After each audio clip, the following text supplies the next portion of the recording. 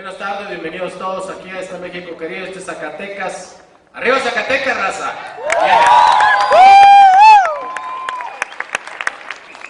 Hace años conocimos al maestro Gustavo Vaquera. Desde la primera edición, para nosotros es la cuarta vez que estamos aquí. Nos sentimos orgullosos de coparticipar, de ayudar para el festival, de que sabemos que va a ser una tradición, que va a continuar, que esto es lo que necesitamos en México para revalorizar a los jóvenes y que tendientes a un futuro